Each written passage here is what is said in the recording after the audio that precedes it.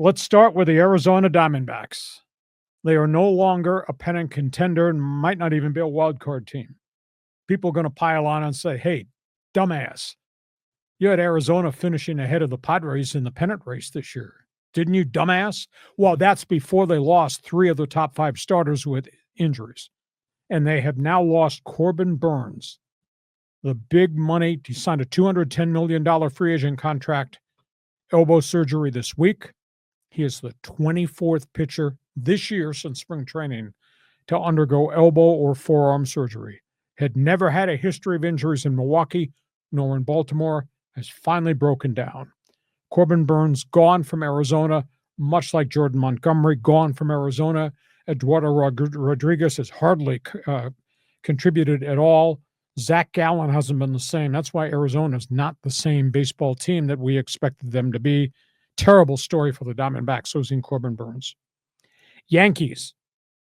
He has just been cleared by doctors to begin taking live batting practice. Their DH, Giancarlo Stanton, had a great off end of season last year, great postseason. Showed some of the traits that made him great when he was in Miami. He tore tendons in both his elbows in the offseason, John, doing off-season weight training work with a leaded torpedo bat. He tore both his tendons, and he hasn't played now. And here we are into June, and he's finally recovered to the point he's been given the green light to go to Tampa, their Class A farm club, and take daily batting practice. He's not ready for rehab assignment. Atlanta, I don't know what to say about this. They signed a lot of pitchers in the offseason because the Braves have had so many injuries. One of them was to bring back Craig Kimbrell, the closer, who's had an illustrious career lots of places, including a short stand with the Padres. They asked him to sign a veteran's contract, go to the minor leagues, prove he could pitch. So he went to AA and AAA. He had a 1.10 ERA on rehab, and they brought him up. He threw one shutout inning. They just put him on DFA, and they're going to release him, which I think is a rather cruel way to handle it, considering he proved himself. But end of the day, he does not have the velocity he had. End of the day, I was told by a baseball scout, he's a mishap waiting to happen again. He's going to get lit up because he doesn't have the stuff that he used to have. That being said, 440 career saves. But geez, they asked him to do everything for virtually no money. He went to AA and then to AAA. This guy might be a Hall of Fame reliever. 1.10 ERA, called him up, gave him one inning in a blowout game, and then released him. So I kind of felt bad for him. Boston Red Sox. We're waiting. We're waiting for you to add another bat at Fenway Park. I don't know if you saw the video of this. Their top minor league prospect, Roman Anthony. Oh, I did. He's a AAA Worcester.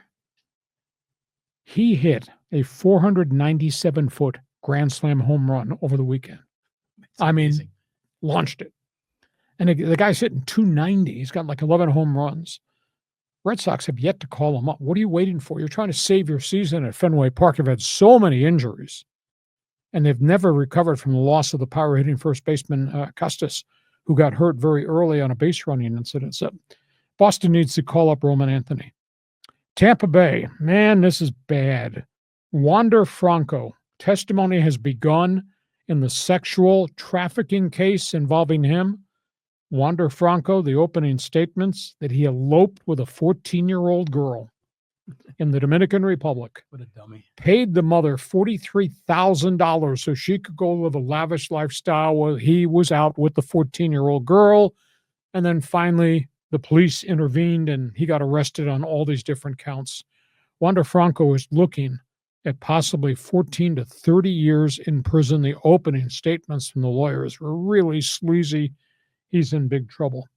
And one side note, late-breaking story, Angels have a new first baseman, Lamont Wade, ex-Giant. I saw that. He had 167 batting average. I don't know what's happened to his career. He's a career 240 hitter, had a couple of good years, and he's just fallen off the face of the earth in the last 2 years. Angels activated him today, and he will be with the big club going forward. So you want to talk about Burnes? You want to talk about Stanton? Podium belongs to you.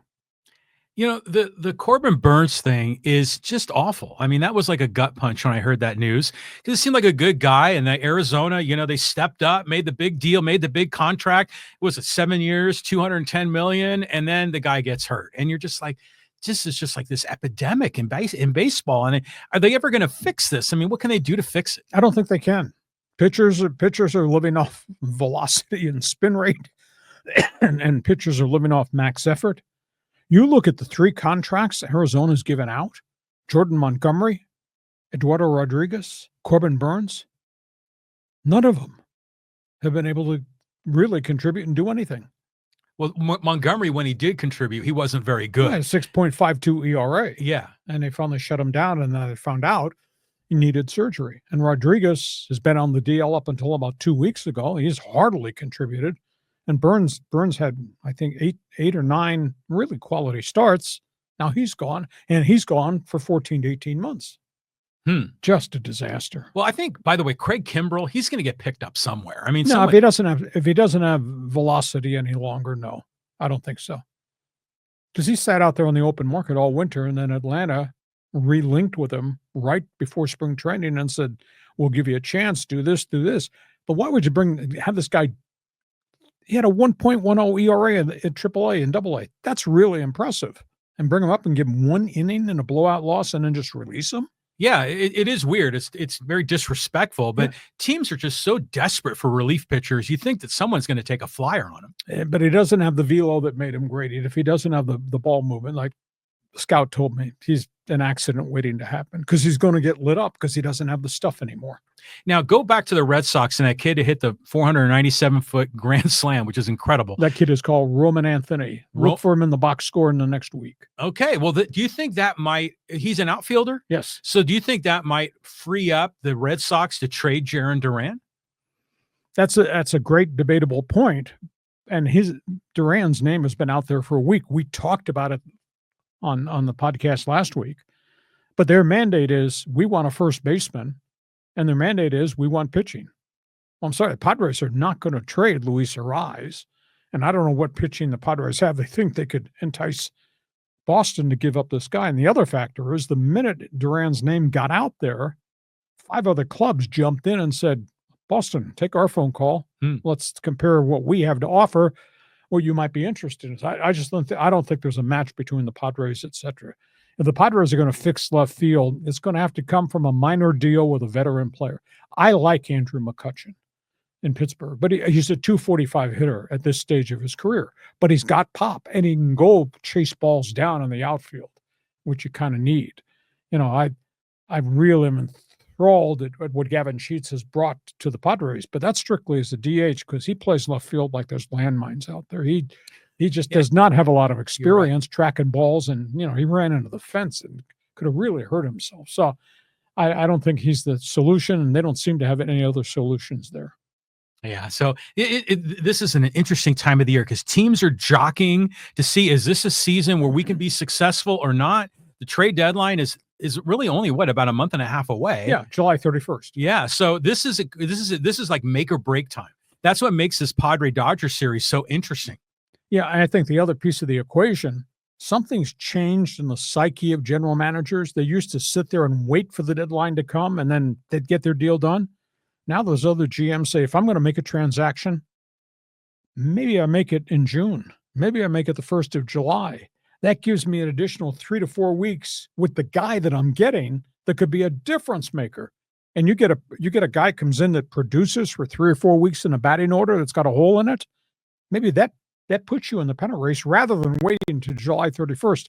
So something's changed with the mentality of the general manager. We're going to do it now, so I get to use these guys for 3 or 4 weeks, or use this frontline pitcher for 3 or 4 weeks, rather than wait till July 31st. Well, I think the wild card situation screws that up a little bit, because teams think they're still in it. They still have artificial hope, and so they might be unwilling to let go. So you got to make a deal with, the Rockies or someone that is already dead and out. That's where we are. All things baseball. You want to comment on what we just talked about? Fans Forum chat box is open.